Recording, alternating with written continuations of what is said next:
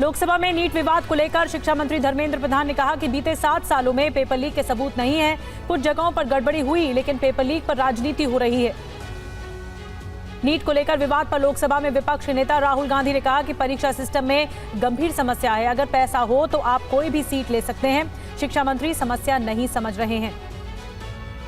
राहुल गांधी के बयान को धर्मेंद्र प्रधान ने दुर्भाग्यपूर्ण बताया। कहा, रिमोट से सरकार चलाने वाले बयान दे रहे हैं। परीक्षा व्यवस्था पर सवाल नहीं होने चाहिए। मुझे किसी से बौद्धिक और संस्कार का सर्टिफिकेट नहीं चाहिए। नीट पेपर लीक पर समाजवादी पार्टी के प्रमुख अखिलेश यादव ने लोकसभा में कहा कि ये सरकार पेपर लीक का नया रिकॉर्ड बनाएगी। क्या सेंटर वाइज सबसे ज्यादा नंबर पाने वालों की सूची जारी की जाएगी? जांच के बाद लोग जेल भेजे जा रहे हैं। नीट पर लोकसभा में हंगामे पर स्पीकर ओम बिरला ने कहा कि पेपर लीक पर सार्थक चर्चा हो, लेकिन सभी सदस्य परीक्षा सुधार पर सुझाव दें। सरकार उनके सुझावों को मानेगी। सभी परीक्षाओं पर सवाल उठाना ठीक नहीं है। संसद के बजट सत्र को लेकर प्रधानमंत्री मोदी ने पिछले सत्र में विपक्ष के रवैये पर सवाल उठाए। कहा, सदन में लोकतंत्र का गला घोटा गया। प्रधानमंत्री की आवाज 2.5 घंटे दबाई गई। विपक्ष से की अपील, दल नहीं अगले 5 साल देश के लिए लड़िए। आज से संसद का बजट सत्र शुरू हो रहा है। कल बजट पेश किए जाने से पहले आज वित्त मंत्री निर्मला सीतारमण लोकसभा में थोड़ी देर में आर्थिक सर्वेक्षण पेश करने वाली हैं। इसके साथ आगे की योजना भी वित्त मंत्री बताएंगी। जम्मू कश्मीर के राजौरी में आज तड़के सेना के कैंप पर आतंकियों की फायरिंग, हमला नाकाम करने का दावा। रात के अंधेरे में आतंकियों और सेना के जवानों के बीच फायरिंग, इलाके में सर्च ऑपरेशन जारी। करगिल विजय दिवस के 25 साल पूरे होने के मौके पर 26 जुलाई को प्रधानमंत्री मोदी जम्मू कश्मीर के द्रास का दौरा करेंगे। प्रधानमंत्री करगिल वॉर मेमोरियल पर शहीदों को देंगे श्रद्धांजलि।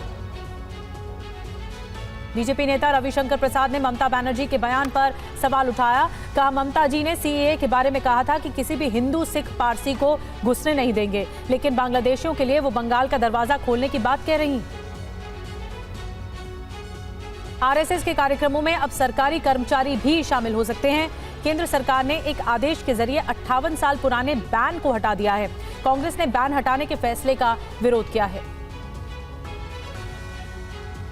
असदुद्दीन ओवैसी ने आरएसएस पर सरकार के आदेश को देश की अखंडता और एकता के खिलाफ बताया। बीजेपी नेता अमित मालवीय ने कहा कि 1966 में आरएसएस जनसंघ के प्रभाव से आहत होकर इंदिरा गांधी ने सरकारी कर्मचारियों पर बैन लगा दिया था।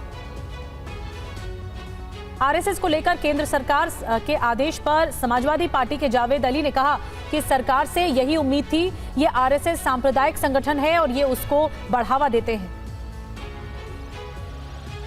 नीट अंडर ग्रेजुएट परीक्षा मामले में सुप्रीम कोर्ट में सुनवाई जारी। सीजीआई ने कहा कि आरोपियों के बयानों से संकेत मिलता है कि पेपर लीक 4 मई से पहले हुआ था। 40 से ज्यादा याचिकाओं पर हो रही है सुनवाई।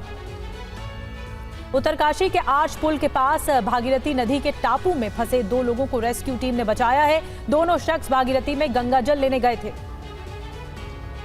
उत्तरकाशी में लैंडस्लाइड के बाद गंगोत्री हाईवे पर नेताला के पास कार मलबे में फंस गई। एसडीआरएफ की टीम कार को निकालने की कोशिशों में जुटी है। वहीं गुजरात के कई हिस्सों में भारी बारिश में बाढ़ जैसे हालात बन गए हैं। नवसारी में सड़कों पर भरा पानी, जनजीवन प्रभावित। नदी का जलस्तर बढ़ने से पुल भी डूबने की कगार पर पहुंच गया है। गुजरात के राजकोट में भी मूसलाधार बारिश से सड़कों पर आया सैलाब। मौसम विभाग ने सूरत समेत गुजरात के कई जिलों में अगले 5 दिनों तक भारी बारिश का अलर्ट जारी किया है। मुंबई में लगातार मूसलाधार बारिश से जनजीवन प्रभावित। मौसम विभाग ने आज से 3 दिनों के लिए येलो अलर्ट जारी किया है। बारिश के कई इलाकों में जल जमाव है। रेल और हवाई सेवाओं पर बहुत बुरा असर पड़ा है। सावन महीने के पहले सोमवार के मौके पर देश के अलग अलग हिस्सों में मंदिरों में भक्तों का लगा तांता। वाराणसी की काशी विश्वनाथ मंदिर में सुबह से ही जलाभिषेक के साथ पूजा अर्चना हुई। झारखंड के देवघर में बाबा बैद्यनाथ धाम मंदिर में भक्तों की भीड़ उमड़ी। जलाभिषेक के लिए रात से ही मंदिर के बाहर कई किलोमीटर तक लगी श्रद्धालुओं की कतार। उज्जैन के श्री महाकालेश्वर मंदिर में भक्तों की सुबह से ही जुटी रही भीड़। सबसे पहले पुजारियों ने की दुग्धाभिषेक के बाद की आरती। वहीं छत्तीसगढ़ के बस्तर में 3 दिन से हो रही भारी बारिश के बाद इंद्रावती नदी का रौद्र रूप देखने को मिला। कई सड़कें जलमग्न हो चुकी हैं। गांव से मुख्यालय का संपर्क भी टूट गया है। जो बाइडेन ने नवंबर में होने वाले अमेरिकी राष्ट्रपति चुनाव नहीं लड़ने का ऐलान कर दिया है। उपराष्ट्रपति कमला हैरिस को उम्मीदवार बनाने की सिफारिश की है। बिल क्लिंटन, हिलेरी क्लिंटन ने भी समर्थन किया, लेकिन ओबामा हैरिस के साथ नहीं है। बाइडेन के राष्ट्रपति चुनाव नहीं लड़ने के ऐलान पर रिपब्लिकन पार्टी के उम्मीदवार डोनाल्ड ट्रंप ने कहा कि कमला हैरिस को हराना ज्यादा आसान होगा। कमला हैरिस ने कहा कि बाइडेन का समर्थन सम्मान की बात है।